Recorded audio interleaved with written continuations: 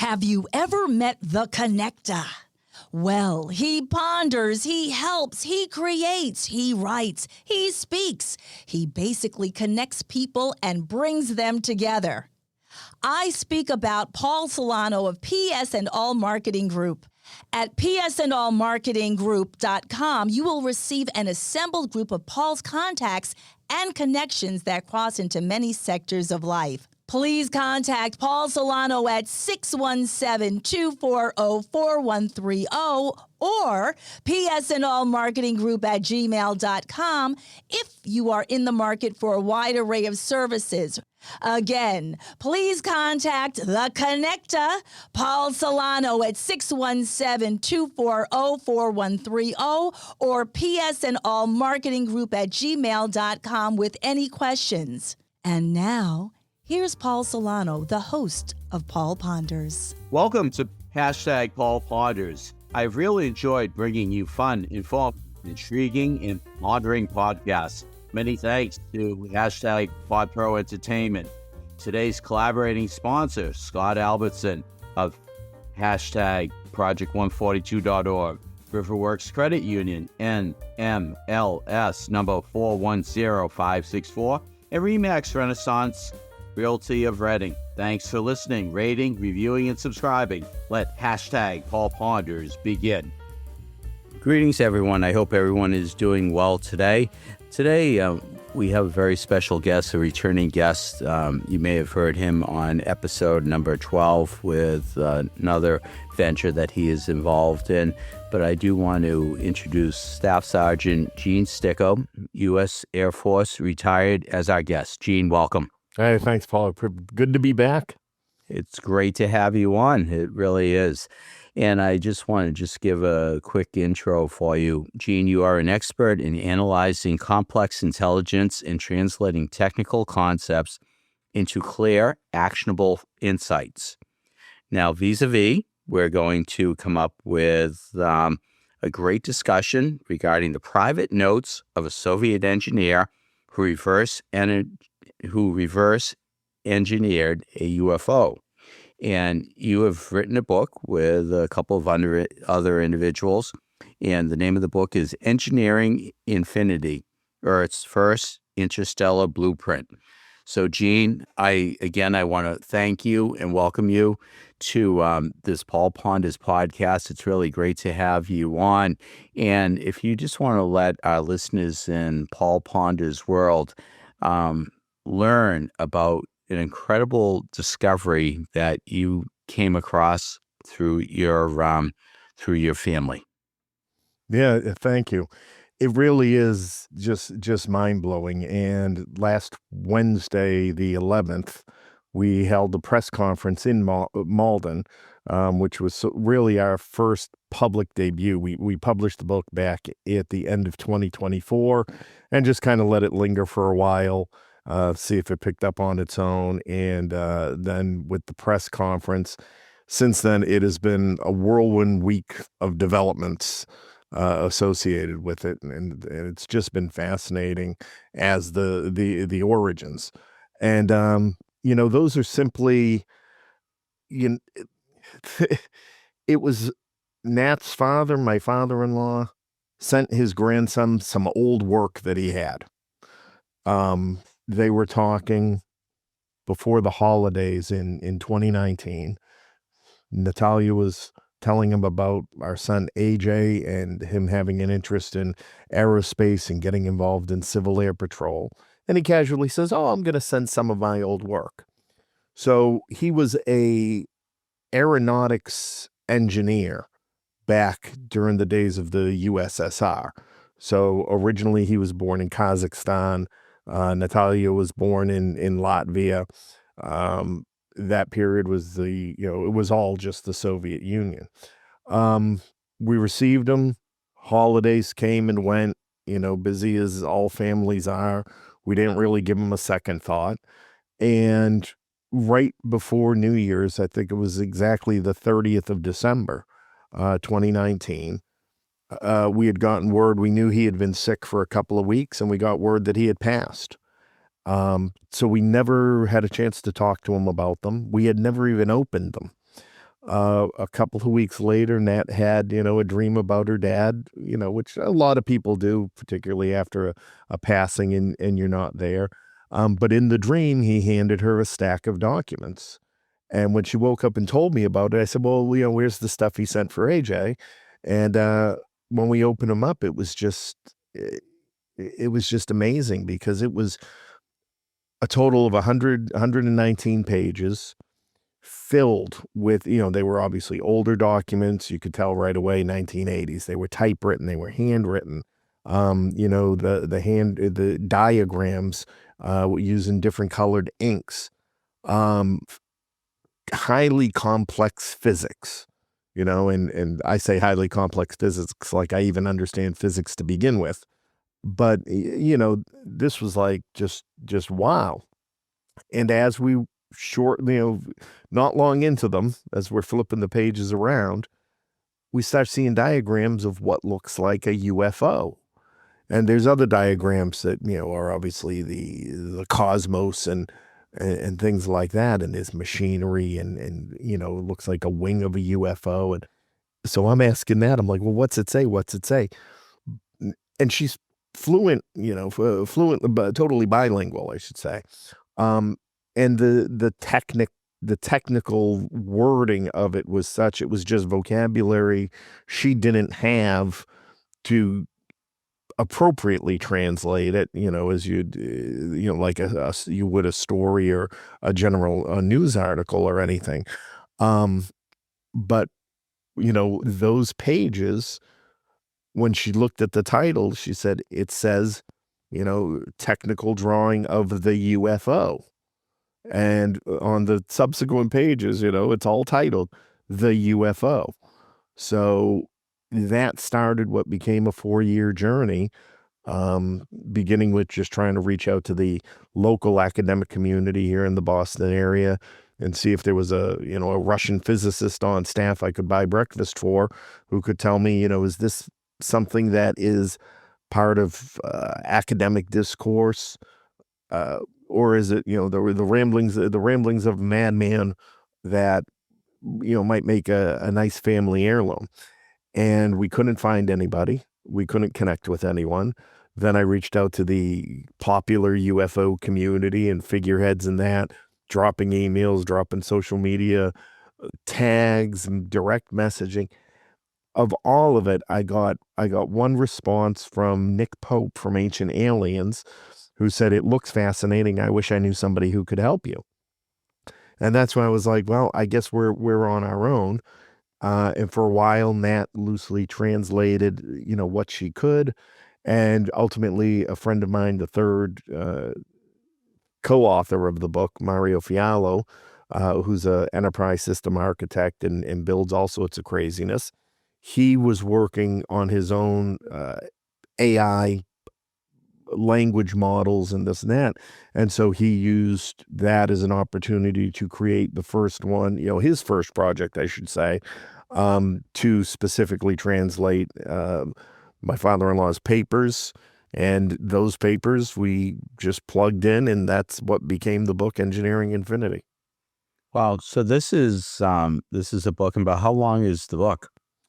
So between all the images, the translations, and a couple of, brief introduction explaining the story, explaining the context in which the reader should look at it, and the final part of it is a call to the scientific and investigative and research communities to dive into it, because none of us are, seemingly smart enough to do it ourselves and validate it. But in total, it's about 290 pages. Wow, that's quite a very extensive book and all. And it's something that you would be able to buy this book on Amazon, I believe.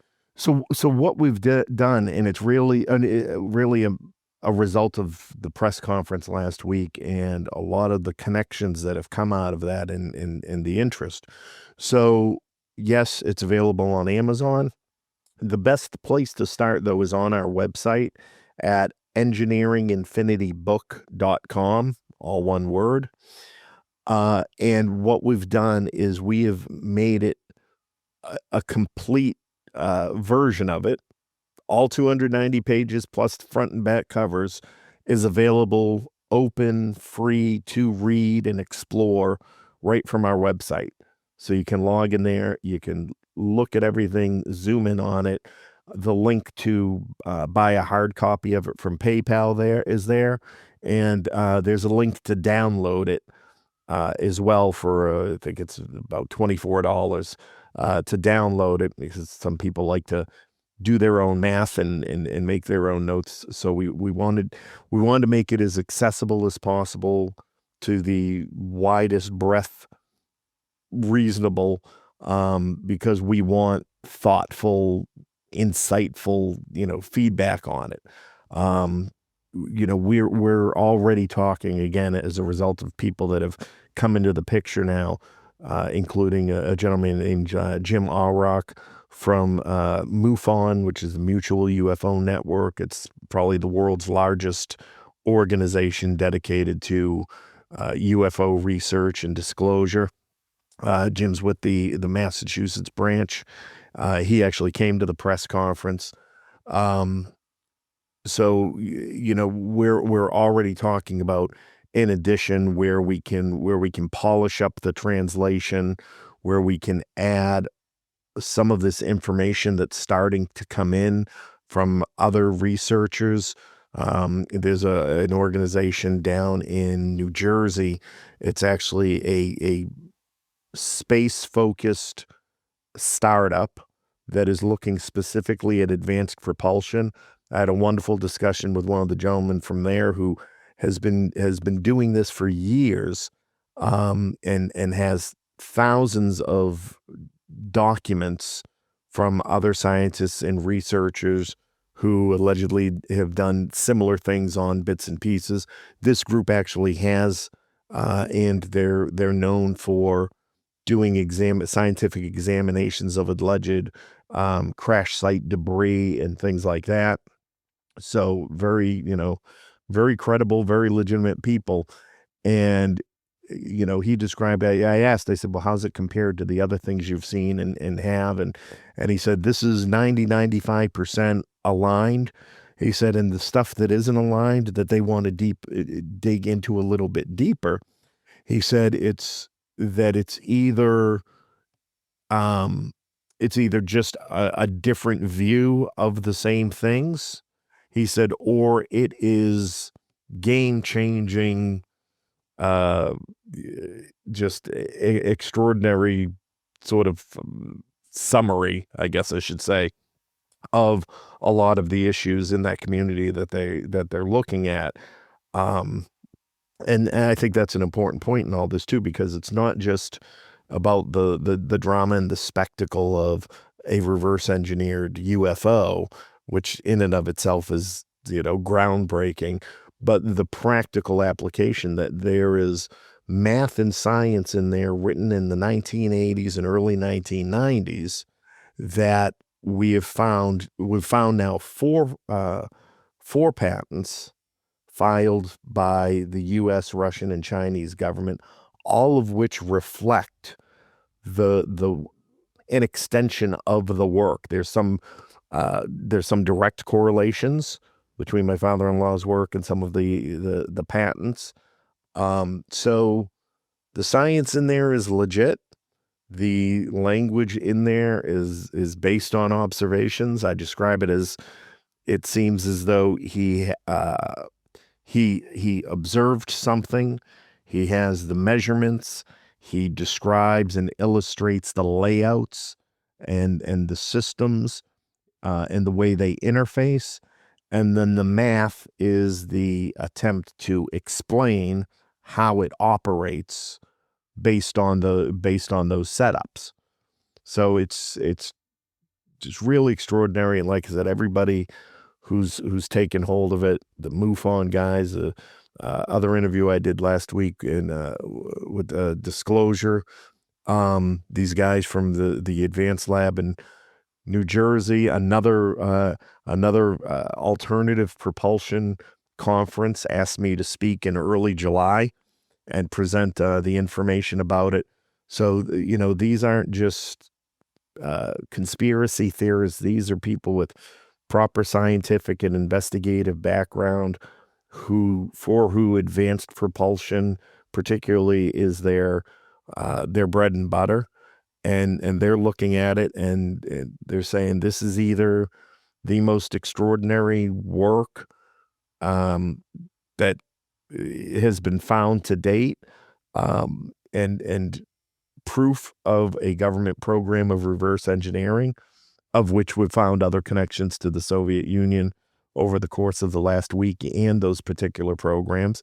They said, or it's like finding Da Vinci's notebook where he had the drawings of helicopters and, flight and having that level of understanding of a system without the science having caught up to the person who thought of it yet, to be able to test it and implement it and do all of those things. So it's just, like I said, it's been a whirlwind of information and discovery just over the last 8 days.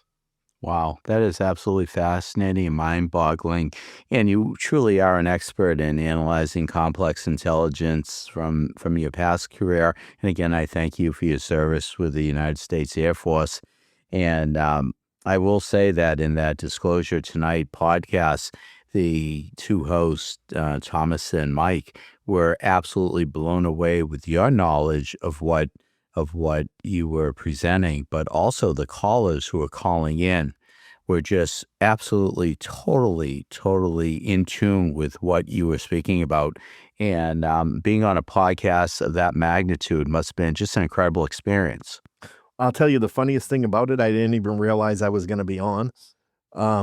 Mike had wrote me.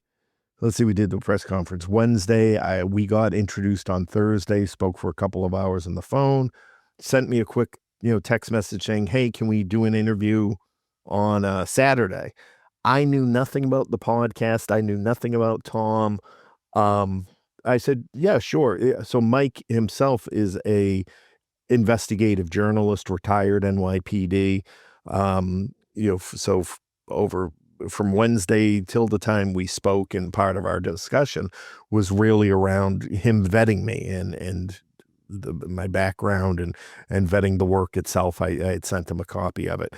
And so I figured, okay, yeah, well, I figured we'd talk on the phone or whatever. And then he sent a link. I said, okay, well, maybe he wants to record it. So I just kind of expected it was going to be an interview in the sense of this guy's an investigative reporter and he wants to get his details straight and this and that.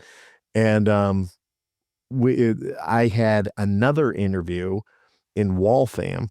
There's another podcast called Total Disclosure. And coincidentally, the gentleman that runs that lives in Waltham. And he just built a home studio. So we were his first guests in his home studio. And that should be airing this weekend on Saturday, I think. So I literally pulled in the driveway at 4:43, and I had to get on this other interview at 4:45. Ran in the house, sat down, got opened up the laptop, clicked the link, and then I see all these people on there, and it's like, oh, we're going live. This is a Wow. this is a live interview. So I was, I was impressed with myself. You were great. You were great. With no prep, I was able to pull all that out. And it was great having an appearance with Natalja, your wife, on the episode as well. Yeah, and God bless, she's such a good sport. For both of us, this isn't our thing, right? We're not aspiring authors. We are not UFO people. I'll watch it on Ancient Aliens if they're, I'll throw it on in the background. Beyond that, but that is the extent and the level of knowledge and expertise that I had, that there's all these theories, and I'm like, okay, yeah, maybe sounds good. And I guess someday we'll find out one way or another. And that's it. And Nat, as you know, she's got a full career as an opera singer and traveling. She has her side gig doing IT technical writing for major corporations and things like that. And she didn't spend the time with the material that I have and dove deep into it. And she'll sit and watch me, getting into it for hours because, again, that old Intel background, I want to prove it wrong, so I'm constantly testing testing these phenomena against it, and I can't prove it wrong. Hmm. We've certainly talked, and she was such a major part of the forensic examination of her dad and his life, and what do you remember, and all of those things that provided cues, clues, and insights Hmm. that add to that profile. So, and I'll give you a great example. We were talking during the interview earlier on the Saturday about life in the USSR, and that's a big part too for people to have their minds around as they're reading it, and questions come into mind. The environment is just as important as the information, and in trying to answer the questions. And one of the things I always talk about is her father being a diehard communist, waiting for the Soviet Union to come back. He was not at all a guy who embraced this new world. And she was talking about, her memories and early days. She was about 6 years old when the Soviet Union collapsed. And she made an interesting comment. She said, yeah, most of my family, they loved it. They thought, the Soviet Union was the greatest thing in the world. Hmm. But again, and the Intel guy in me picked up, and I said, and that's all the more indication that your father was highly connected and highly valued because you had privileges other people didn't normally have. Your family members had privileges and lived a much different lifestyle than a lot of people, than the quote unquote average, citizen. So it's things like that. The the politics, the geopolitics, the social structure, the culture, everything at the time, for me, that went into understanding the man a little bit better, understanding the institutions that he was working in, the ones he wasn't working in or may have been connected to. All of that paints the picture. I have a mind map that's, like this big on a screen. It's enormous, of all of these interconnectivities of, the man, the education, the time period, and everything that feeds into it. And like I said, all it does is continually reinforce the idea, that that it was an official piece of work, as well as a groundbreaking piece of work. I really truly believe that you are sitting on an incredible piece of information, knowledge, and this is going to be a game changer, as you said. Now, why don't we make a pledge right here and now that within the next 2 to 3 months, we'll give it 2 to 3 months for this to just become a global phenomenon. Okay, and it's going to happen. I believe it will. As much as I'd love that, I'll if it does, great. The problem is the general population is more interested in spectacle and speculation than they are science. Trying to do things on social media, on Reddit, trying to share it. The amateur physicists come out of the woodwork, um, who haven't even looked at it. They just want to put their opinion and their thumbprint on it. Good, bad, indifferent. I mean, right down to opening it up and making it free to view on the website. People are still, oh, I can't download it. I can't. Where's the free edition? The free edition is on, open the web page. You can view and explore it there, and then, oh, why are you charging for the download? Well, you know what? It's not, all these little things add up, and it'd be Right. nice to offset it a little bit. And if you're interested in exploring it that much, and every little contribution helps towards advancing the work. And if there's a war chest that builds up, believe me, it'll be put to good use, to continue to pursue both the science in the book, as well as the disclosure issue, which I think is one of the more important elements and timely elements that can be pulled out of it, because the document itself is 40 years old. Because, like I said, there's other people who have tens of thousands of pages of other types of related engineering, nothing of such bold claim. And there are advances in science that, this very likely could have been part of, the basis for going. But what I think it most represents, and what I'd really like people to take from it, is this idea about disclosure with the government, with our government here right now. And I'm sure you're aware they have UAP hearings. There was just a big Wall Street Journal article that came out that was trying to foo-foo the whole thing, and saying, oh no, there are no UFOs, in the Pentagon, was just running their own tests and hazing the military, which is quickly backfired on them, or as on the sources, I should say. And this is one of those things where I think if people look at it from the perspective and say, well, the USSR was working on this. Do we know about it? How do we know about it?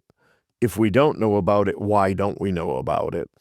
But when I look at the patents, and particularly there's a famous U.S. Navy patent for a triangular-shaped craft that resembles a lot of the technical elements that are laid out in the book, then I think it's less likely that you're able to say we didn't know about it, this type of science and these types of principles and all of that. And then the question becomes then how did you know about it, and where is that information, and who has it? Wow. Wow. That is absolutely spectacular. And also, as we start to wind down, if you just want to let our listeners know how to contact you and how to log into the site and hopefully download that document, please. Yeah, absolutely. So again, it's engineeringinfinitybook.com. When they go there, there's actually, we've created something that we hope will become a fun community called the White Tie Division, our answer to the Men in Black, but really a network of people who want to contribute thoughtfully, as I say, and because there's a lot of work to be done, translations, verifications, all that behind the scenes stuff. So there is a way to people to get involved by leaving their email and joining that list. And everything else to contact us is from there. We're not really doing the social media side of it because it's just too distracting and unfruitful. And we really want to focus on, again, building a community of people who are interested in being part of it, who are interested in contributing. And so that's at engineeringinfinitybook.com. And right on the front page, they can dive right into the book and check it all out for themselves. That is fabulous. Well, Gene Sticco, I thank you so much for being on, and I really want to have you on a future podcast. And I think I really, truly believe that you will be hearing fewer crickets when you make some phone calls, reaching out to people, and you'll definitely having people pick up your telephone call. How does that sound? I hope so, and I appreciate you being such a fervent advocate for us in all of this and your friendship. So thank you very much for having me, and it's always a pleasure. Most important, my friend, Have a great evening. Hashtag indeed. I trust that you have enjoyed Hashtag Paul Ponders. Again, my name is Paul Solano of PS&All Marketing Group, and I may be reached via email at paul@paulponders.com to do some more pondering. Many thanks to my longtime collaborative friend and associate, Chalonzo Amos of Pod Pro Entertainment, in bringing you our fun, exciting, informative podcasts. You rock, Techie Chalonzo. With PS&All Marketing Group, I created a side gig to connect you and get things done. Please do not hesitate to reach out to me at paul@paulponders.com with any questions. Subscribe to our YouTube channel at Paul Ponders. Follow us on Twitter at Paul Ponders Pod. Follow us on Instagram at Paul Ponders Podcast. Thank you again for listening to Hashtag Paul Ponders, available on Apple Podcasts, Spotify, our website, paulponders.com, or wherever you stream your podcasts. Subscribe, stream, rate, and review our shows. Your ratings and reviews help our show reach new audiences. Produced by Pod Pro Entertainment, Hashtag Paul Ponders lives within a network of podcasts located at podproentertainment.com. Hashtag the new radio. Until we meet again, my friend, stay well. Hashtag indeed.